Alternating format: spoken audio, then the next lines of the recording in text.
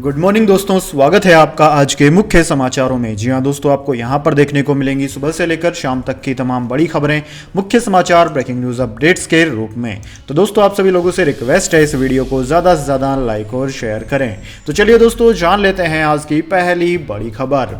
BJP पर CM Mamata Banerjee का हमला, नहीं चाहिए दिल्ली का पैसा, कुछ लोग बंगाल का खाते हैं।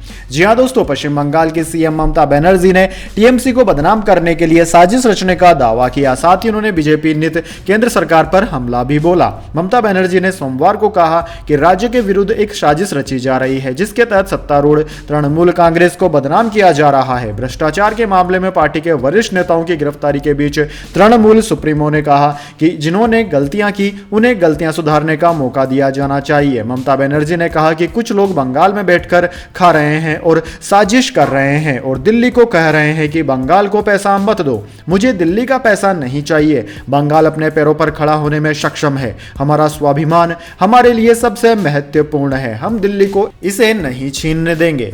इसके बाद दोस्तों, अगली बड़ी खबर, भारत जोड़ो यात्रा, एमपी में राहुल गांधी के कार्यक्रम में हो सकता है बड़ा बदलाव। जी हां दोस्तों, कांग्रेस नेता राहुल गांधी की भारत जोड़ो यात्रा मध्य प्रदेश में शुरू होने में एक हफ्ते से भी कम का समय बचा है। यात्रा का पूरा शेड्यूल तय था, लेकिन अब गुजरात चुनाव के कारण उनके कार्यक्रम में थोड़ा बदलाव किया जा रहा है। मध्य प्रदेश में राहुल गांधी की यात्रा के प्रभारी पीसी शर्मा ने जानकारी दी कि तय कार्यक्रम के मुताबिक राहुल गांधी भारत जोड़ो यात्रा लेकर मध्य प्रदेश में 20 नवंबर की शाम को प्रवेश करेंगे। रात्रि विश्राम के बाद 21 नवंबर को उनके ब्रेक लेने का कार्यक्रम है। पहले एमपी में यह यात्रा 22 नवंबर से शुरू होनी थी, लेकिन गुजरात चुनाव के कारण अब यात्रा 23 नवंबर से शुरू होगी। 22 नवंबर को राहुल गांधी चुनाव प्रचार के लिए गुजरात चले जाएंगे। इसके बाद भी पार्टी उनको गुजरात चुनाव प्रचार में लगाती है तो फिर वे उसके मुताबिक यात्रा से ब्रेक लेंगे। मध्य प्रदेश में राहुल गांधी की यात्रा 3 दिसंबर तक चलनी है।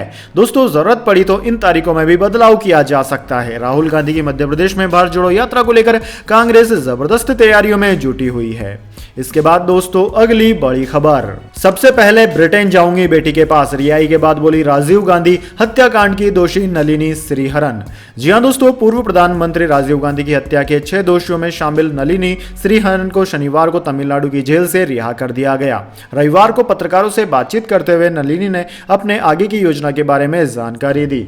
सुप्रीम कोर्ट के फैसले के बाद नलिनी 31 साल बाद जेल से छूटी है। जेल से रिहा होने के बाद अब क्या प्राथमिकताएं होंगी, इसके बारे में पूछे जाने पर नलिनी ने बताया कि सबसे पहले वह मामले में दोषी अपने पति मुरुगन के साथ ब्रिटेन में रहने वाली अपनी बेटी से मिलना चाहती है। नलिनी ने कहा कि उसकी प्राथमिकता उसके पति और सहदोषी मुरुगन को रिहा कराने की है, जो इस समय त्रिची में विशेष शरणार्थी कारागार शिविर में है। उसने कहा कि मुरुगन के लिए पासपोर्ट और वीजा का इंतजाम करना है ताकि ब्रिटेन में रहने वाली ग्रीन कार्ड होल्डर बेटी से मिल सके। इसके बाद दोस्तों, अगली बड़ी खबर, अगले 20 सालों में रूस से बिगड़ेंगे रिलेशन, यूएस बनेगा भारत का खास दोस्त, अमेरिकी विदेश मंत्रालय के प्रवक्ता का इंटरव्यू। जी हां दोस्तों, दुनिया में विस्तारवादी चीन के बढ़ते खतरे को देखते हुए अमेरिका और भारत तेजी से नजदीक आ रहे हैं। आतंकवाद के मुद्दे पर अमेरिका ने भारत का खुलकर समर्थन करते हुए कहा कि इस मामले में वह भारत के साथ खड़ा है। पाकिस्तान के साथ संबंधों के बारे में अमेरिका का कहना है कि उसके पाक के साथ रिलेशन जरूर है, लेकिन वह भारत की तरह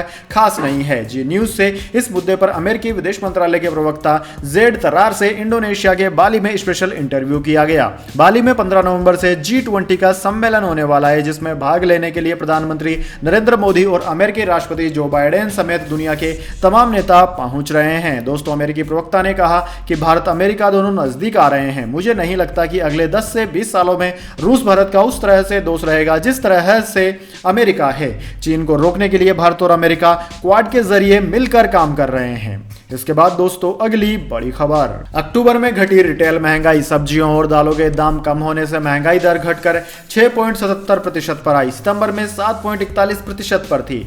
जी हां दोस्तों, अक्टूबर महीने में रिटेल महंगाई घटकर 6.77% पर आ गई है। सितंबर में यह 7.41% थी। वहीं एक साल पहले यानी कि अक्टूबर 2021 में यह 4.48% पर थी। कंज्यूमर प्राइस इंडेक्स यानी कि CPI आधारित रिटेल महंगाई दर के आंकड़े सोमवार को जारी किए गए। लगातार 2 महीने बढ़ने के बाद सीपीआई में यह गिरावट देखने को मिली है। दोस्तों, महंगाई 3 महीने के निचले स्तर पर भी आ गई है। खाने पीने का सामान, खास तौर पर सब्जियों और दालों की कीमतों के घटने की वजह से महंगाई घटी है। अक्टूबर महीने में खाने पीने की चीजों की महंगाई दर सितंबर से 8.6% से घटकर 7.01% पर आ गई, जबकि सब्जियों की महंगाई सितंबर के 18.05% से घटकर 7.77% पर पहुंच गई है। इसके बाद दोस्तों, अगली बड़ी खबर, तिहाड़ जेल के अधिकारी अजीत कुमार सस्पेंड, दिल्ली के मंत्री सत्येंद्र जैन से जुड़ा है मामला। जी हां दोस्तों, दिल्ली सरकार के मंत्री सत्येंद्र जैन को वीआईपी ट्रीटमेंट देने को लेकर तिहाड़ जेल नंबर 7 के जेल अधीक्षक अजीत कुमार दानिश को निलंबित कर दिया गया है। दिल्ली सरकार के कारागार विभाग ने कहा कि प्रथम दृष्टया यह पाया गया कि उन्होंने ऐसी अनियमितताएं की है जिनकी जांच की आवश्यकता है। सूत्रों के मुताबिक कैदी सत्येंद्र जैन को अनुचित और अवैध लाभ प्राप्त प्रदान करना पाया गया। बीजेपी सांसद परेश वर्मा ने पिछले हफ्ते दिल्ली के मंत्री सत्येंद्र जैन को वीआईपी ट्रीटमेंट मिलने का आरोप लगाते हुए उन्हें तिहाड़ जेल से स्थानांतरित करने की मांग की थी। सत्येंद्र जैन मनी लॉन्ड्रिंग के आरोपों में मई में गिरफ्तारी के बाद से जेल में बंद हैं। बीजेपी नेता वर्मा ने कहा था कि एक समय था जब तिहाड़ जेल का नाम सुनकर आरोपी डर जाते थे, लेकिन आज दिल्ली के मुख्यमंत्री अरविंद केजरीवाल की सरकार के मंत्री भी जेल से नहीं डरते। उल्टे केजरीवाल के मंत्री सत्येंद्र जैन वहां मसाज करवा रहे हैं। बीजेपी नेता की टिप्पणी परिवर्तन निर्देशालय की ओर से सत्येंद्र जैन के खिलाफ कथित मनी लॉन्ड्रिंग मामले से संबंधित जमानत की सुनवाई में दलीलें खत्म करने के बाद आई थी। ईडी ने दिल्ली की एक अदालत को बताया था कि उन्होंने जेल में अपनी शक्ति का दुरुपयोग किया। उन्हें ताजा कटे हुए फल और मालिश प्रदान की गई। इसके बाद दोस्तों, अगली बड़ी खबर, इंग्लैंड को खिताब दिलाने वाले स्टोक्स कभी डिप्रेशन में रहे। 2016 में 19 रन देकर वर्ल्ड कप गंवाया था। जी हां दोस्तों, तारीख थी 3 अप्रैल 2016 और मैदान था कोलकाता का ईडन गार्डन। टी20 वर्ल्ड कप का फाइनल खेला जा रहा था। इंग्लैंड को वर्ल्ड कप जीतने के लिए 6 बॉल में 19 रन बचाने थे। टूर्नामेंट में 4 विकेट लेने वाले इंग्लिश गेंदबाज को कप्तान ने गेंद सौंपी। सामने थे वेस्टइंडीज के कार्लोस ब्रेथवेट ने लगातार 4 गेंदों पर 4 छक्के लगाए और मैच खत्म कर दिया। गेंदबाज हताश, वो मैदान में सिर पकड़कर बैठ गया। टीम के बाकी प्लेयर्स उसे संभालने लगे। वर्ल्ड कप जीतने का मौका इंग्लैंड के हाथ से फिसल चुका था। अब दोस्तों, बात 6 साल बाद की है। तारीख है आज कल परसों की, यानी कि 13 नवंबर 2022 की, और मैदान मेलबर्न क्रिकेट ग्राउंड। मौका फिर टी20 वर्ल्ड कप के फाइनल का था। 138 रन के टारगेट का पीछा करने में इंग्लैंड ने चौथे ही ओवर में 2 विकेट गंवा दिए। टूर्नामेंट में कुल 58 रन बनाने वाले बैटर को क्रीज पर भेजा गया। बैटर ने 49 गेंदों पर 52 रन की नॉट आउट पारी खेली और टीम को वर्ल्ड कप जिता दिया। दोस्तों, बैट्समैन का नाम था बेन स्टोक्स, जिसने कि इंग्लैंड को 2 वर्ल्ड कप दिलाए हैं और वह इंग्लैंड के सर्वोत्तम महान खिलाड़ियों में शामिल हो गए हैं। इसके बाद दोस्तों, अगली बड़ी खबर, सितारगंज में स्कूल बस पलटी, 2 की मौत, कई स्टूडेंट्स हो गए घायल। जी हां दोस्तों, उत्तराखंड के सितारगंज में एक स्कूल बस पलट गई। इस हादसे में 2 स्टूडेंट्स की मौत हो गई और कई घायल बताए जा रहे हैं। जिस समय यह घटना हुई, बस में 56 लोग सवार थे। 6 टीचर्स का स्टाफ भी साथ चल रहा था। किस वजह से यह बस पलटी अभी तक स्पष्ट नहीं है, लेकिन घायलों को उपचार के लिए पास के अस्पताल में भर्ती करवा दिया गया है। मुख्यमंत्री पुष्कर सिंह धामी ने इस हादसे पर ट्वीट कर कहा कि नया गांव भट्टे में वेदराम स्कूल किच्छा की बस के दुर्घटनाग्रस्त होने का दुखद समाचार प्राप्त हुआ। हादसे में 2 लोगों के निधन एवं कई छात्रों के घायल होने की अत्यंत पीड़ादायक सूचना मिली है। प्रशासन द्वारा सभी घायलों को उपचार हेतु नजदीकी अस्पताल भेज दिया गया है। इसके बाद दोस्तों, अगली बड़ी खबर, टाटा ग्रुप की बड़ी तैयारी, अपनी तीनों एयरलाइंस का एयर इंडिया में मर्जर का प्रोसेस शुरू किया। जी हां दोस्तों, टाटा समूह की अपनी एयरलाइन बिजनेस के लिए बड़ी प्लानिंग चल रही है। टाटा सन्स अब अपनी सभी एयरलाइंस को एयर इंडिया की छतरी तले ला सकती है। इनमें विस्तारा, एयर एशिया और एयर इंडिया एक्सप्रेस शामिल है। मीडिया रिपोर्ट्स के मुताबिक इनका एयर इंडिया में मर्जर करने का प्रोसेस भी शुरू हो चुका है। टाटा सन्स की यह प्लानिंग अगर सफल होती है तो एयर इंडिया फ्लीट और मार्केट शेयर के हिसाब से देश की दूसरी सबसे बड़ी एयरलाइन बन जाएगी। टाटा सन्स की यह प्लानिंग किस चरण में है, इसका जायजा आप यहां से ले सकते हैं। इस बारे में टाटा की सिंगापुर एयरलाइंस के चर्चा हो गई है और वो विस्तारा के टाटा में मर्जर के लिए तैयार भी हो गई है, यानी कि जल्दी ये मर्जर कंप्लीट भी हो सकता है। इसके बाद दोस्तों, अगली बड़ी खबर, ईरान में पहली बार हिजाब विरोधी प्रदर्शनकारी को होगी फांसी, शख्स पर दंगे भड़काने का आरोप, तेहरान कोर्ट ने सुनाया फैसला।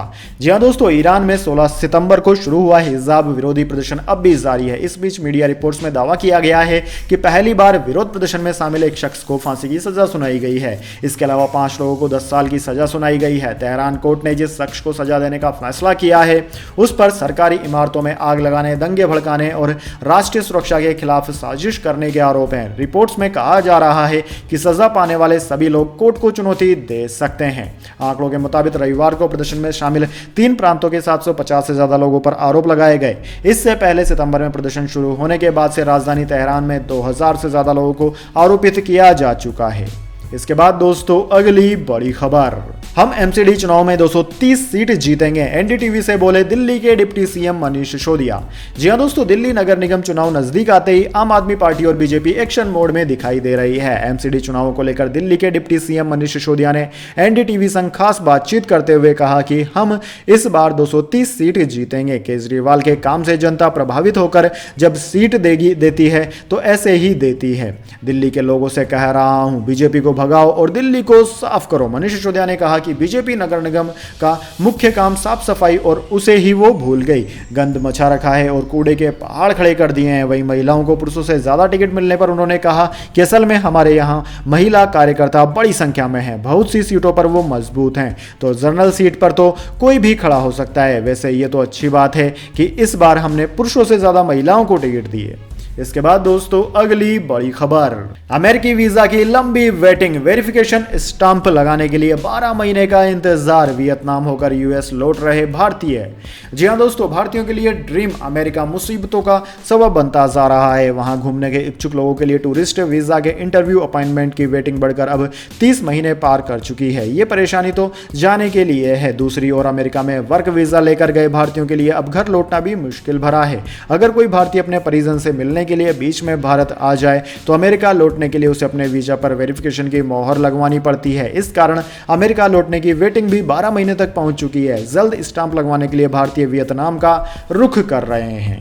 इसके बाद दोस्तों अगली बड़ी खबर, गुरमीत राम रहीम को हाई कोर्ट से राहत, डेरा सच्चा सौदा की पैरोल रद्द करने की मांग वाली अर्जी खारिज। जी हां दोस्तों, डेरा सच्चा सौदा के प्रमुख गुरमीत राम रहीम को पंजाब एवं हरियाणा हाई कोर्ट से राहत मिली है। राम रहीम को 140 दिन की मिली पैरोल रद्द करने की मांग वाली एक जनहित याचिका को कोर्ट ने सोमवार को खारिज कर दिया। दरअसल दोस्तों, जनहित याचिका दायर करने वाले याचिकाकर्ता ने अपना केस वापस ले लिया है। यह जनहित याचिका हाई कोर्ट के चीफ जस्टिस रविशंकर झा एवं जस्टिस अरुण पल्ली की पीठ के समक्ष सुनवाई के लिए आई थी। सुनवाई के दौरान याचिकाकर्ता एवं वकील LC अरोड़ा ने डेरा प्रमुख की ओर से अपलोड किए गए वीडियो को सोशल मीडिया से डिलीट करने के लिए यूट्यूब एवं अन्य प्लेटफॉर्मों को निर्देश जारी करने की मांग की थी।